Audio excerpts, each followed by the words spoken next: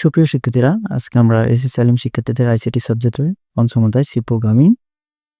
C programming এর programming ধারাবাহিকতায় আমরা আজকে 15 নম্বর করাবো। তো 15 নম্বরটা হলো আমাদের বর্গের ক্ষেত্রফল। ঠিক আছে? বর্গের ক্ষেত্রফল নির্ণয় করার জন্য প্রসেস অ্যালগরিদম সি প্রোগ্রামিং।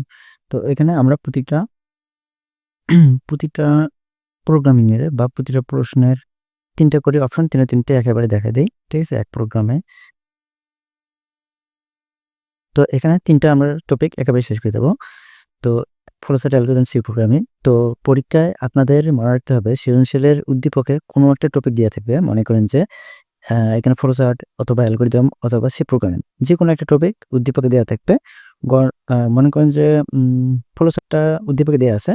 এখন গ নম্বরে অ্যালগরিদম ছিল, ঘ নম্বরে ঠিক আছে সি প্রোগ্রামটা ছিল, অথবা সি প্রোগ্রামটা উদ্দীপকে যদি দেয়া থাকে তাহলে গ নম্বরে মনে করেন যে ফ্লোচার্ট ছিল, ঘ নম্বরে অ্যালগরিদম, অথবা গ নম্বরে অ্যালগরিদম, ঘ নম্বরে ফ্লোচার্ট, যেকোনো 2টা টপিক 2টা আমাদের প্রশ্নে চাবে। ঠিক আছে? এই জিনিসটা মাথায় রাখবেন।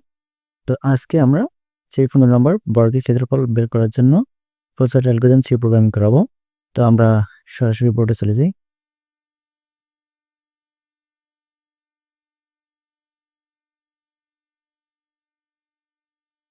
তো এখানে আপনাদের একটা বিষয় মনে রাখতে হবে, সেটা হলো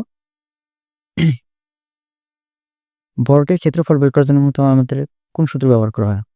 ঠিক আছে? আমরা একটা বর্গের চিত্র আর্টিস্ট করি। ঠিক আছে? এটা মাপটা কিন্তু একুরেট নাও হতে পারে, তবে একটু ধরে নেবেন। ঠিক আছে? এটাই বলবো। তো এখানে বর্গের আমরা জানি বর্গের চতুর্দিকের মাপ বা চতুর্দিকের রেখার বা চতুর্দিকের মাপ অর্থাৎ 4টা মাপেই একই হয়। ঠিক আছে? তো এটা হলো দৈর্ঘ্য। দৈর্ঘ্যটাকে আমরা ইংরেজিতে বলবো লেন্থ। ঠিক আছে? তো এটাকে এল দ্বারা প্রকাশ করা হয়। তো আমরা জানি বর্গের ক্ষেত্রফল সমান ঠিক আছে? দৈর্ঘ্য স্কয়ার, অর্থাৎ দৈর্ঘ্যের উপর স্কয়ার থাকবে। তো এখন দৈর্ঘ্যটাকে আমরা এল ধরেছি, তাহলে এরিয়া ক্ষেত্রফল সমান আমরা ধরি এখানে এরিয়া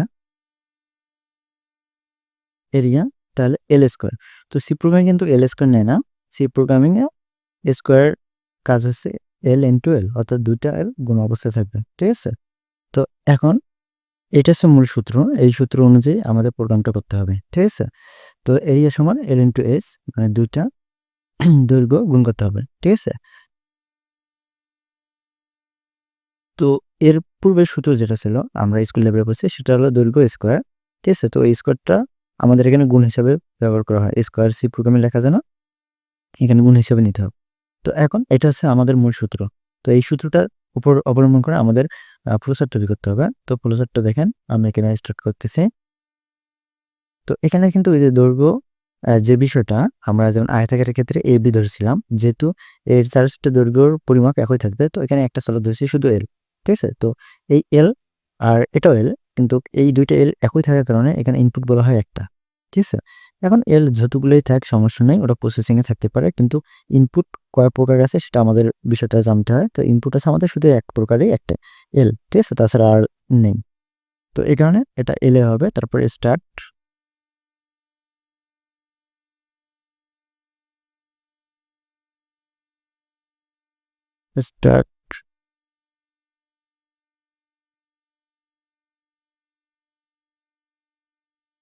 ইনপুট এল দিতে হবে।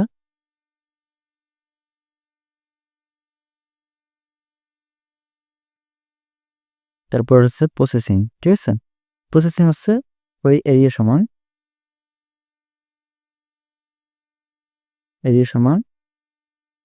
L into L. ঠিক আছে?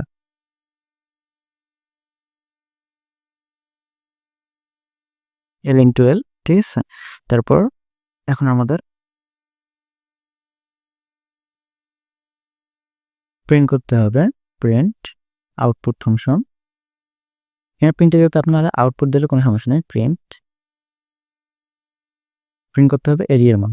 ঠিক আছে? এরিয়া।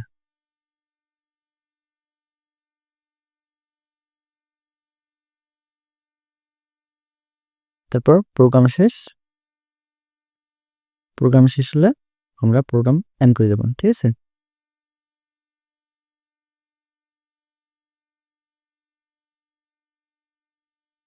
তো এই প্রোগ্রাম শেষ, এটা এন্ড করে দিলাম। ঠিক আছে, তো এখন এটা আমরা বের করব অ্যালগরিদম। ঠিক আছে,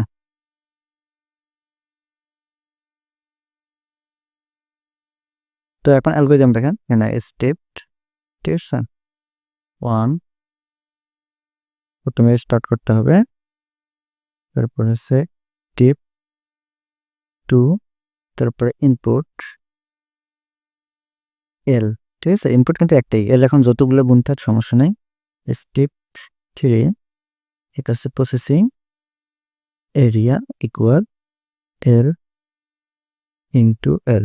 ঠিক আছে, তারপর হচ্ছে স্টেপ 4 এটা হচ্ছে প্রিন্ট বা আউটপুট ফাংশন।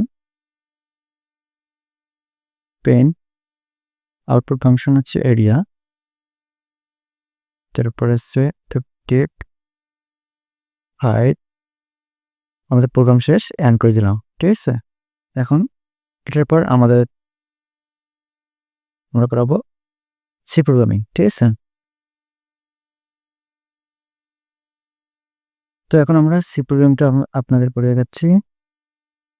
তো সি প্রোগ্রামিং এর প্রথমে হেডার ফাইল দিতে হবে, হ্যাশ ইনক্লুড stdio। ঠিক আছে, stdio ডট h, তারপর হচ্ছে হ্যাশ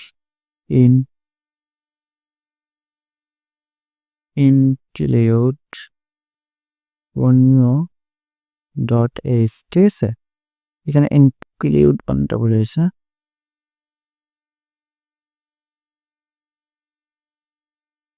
ঠিক আছে, তারপর বর্ডম্যান ফাংশন, তারপর সেম ব্র্যাকেট স্টার, তারপর হচ্ছে int। আমাদের ইনপুট হচ্ছে শুধু একটাই। ঠিক আছে, আর ইনপুটটা অনেক সময় ভগ্নাংশ থাকতে পারে, সেই জন্য আমরা প্রয়েক্ট ইউজ করবো আইএনটির পরিবর্তে প্রয়েক্ট। ঠিক আছে, এল কমা এরিয়া, তারপরে সেমিকোলন, লাইন শেষ। তারপর হচ্ছে scan app function open apostrophe percentage D apostrophe close greater নয় অ্যাপোস্ট্রফি ক্লোজ। তারপর হচ্ছে অ্যান্ড এল এর মান প্রকাশ করতে হবে। তারপর সেমিকোলন, লাইন শেষ হলে সেমিকোলন। তারপর হচ্ছে আমাদের এরিয়া ইকুয়াল এল। ঠিক আছে, ইন্টু এল সেমিকোলন ক্লোজ। তারপর হচ্ছে প্রিন্ট এফ অ্যাপোস্ট্রফি ওপেন। ঠিক আছে, তারপর পার্সেন্টেজ ফোরের থেকে ভগ্নাংশ দেওয়া হয়, ভগ্নাংশ অ্যাপোস্ট্রফি ক্লোজ কমা, তারপর কার মান প্রকাশ করতে হবে এরিয়া। ঠিক আছে, তারপর আছে সেমিকোলন ক্লোজ। তারপর gate CS function semicolon close, তারপর আছে সেম ব্র্যাকেট ক্লোজ। ঠিক আছে, এই প্রোগ্রাম শেষ। এখন প্রোগ্রামটা আপনাদের আমরা কোডব্লক সফটওয়্যারে রান করে দেখাচ্ছি।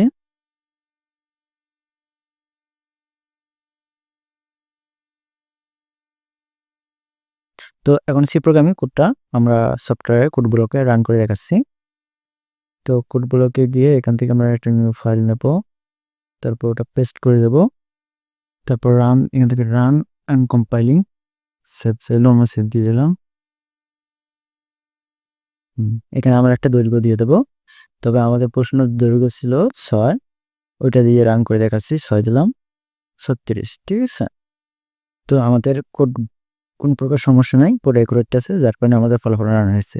তো আমরা এটা কম্পিউটার করে দেখালাম। আপনারা যারা কম্পিউটার নাই, ঠিক আছে, যারা ফোন ইউজ করেন স্মার্টফোন, তারা স্মার্টফোনে এটা করে দেখতে পারবেন। সেটা হলো স্মার্টফোনে কোডব্লক নামে সফটওয়্যার পাবেন না হয়তো বা, তবে অনেক কম্পাইলার আছে বা অনেক সফটওয়্যার আছে প্লে স্টোরে, ওখান থেকে ডাউনলোড করে নেবেন। তবে আমরা যেটা ব্যবহার করি মোবাইলের মধ্যে সেটা হলো সিএক্স ডয়েট নামে।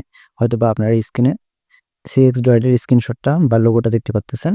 ঠিক আছে, ওই লোগোটা দেখে প্লে স্টোর থেকে ডাউনলোড করে ঠিক একইভাবে কোডগুলো লিখে রান করলে হয়ে যাবে। ঠিক আছে, তো এই ছিল আমাদের বর্গের ক্ষেত্রফল নির্ণয় করার জন্য সি প্রোগ্রামিং অ্যালগরিদম এবং ফ্লোচার্ট। ঠিক আছে, যদি আপনাদের এখান থেকে তুলতে বা বুঝতে একটু অসুবিধা হয়, তুলে নেওয়ার ক্ষেত্রে যদি বুঝতে অসুবিধা হয়, আপনারা আমাদের শীট থেকে একদম ক্লিয়ারটা তুলে নিতে পারেন। ঠিক আছে, এই শীটটা বা এগুলো শিট আমাদের প্রতিটা ভিডিওর নিচে ডিসক্রিপশন বক্সে দেওয়া আছে একটা গুগল ড্রাইভের লিঙ্ক। ওই লিঙ্ক থেকে ডাউনলোড করে ফোনে ইউজ করতে পারবেন অথবা প্রিন্ট করে নিতে পারবেন। এগুলো সব পিডিএফে আছে এবং A4 সাইজে সেটআপ করা আছে। চাইলে প্রিন্ট করে নিতে পারবেন, কোনো সমস্যা নেই। তো ঠিক আছে, সবাইকে ধন্যবাদ। আমাদের চ্যানেলটি সাবস্ক্রাইব করবেন এবং বন্ধুদের সাথে শেয়ার করবেন। আজকে এ পর্যন্তই। খোদা হাফেজ।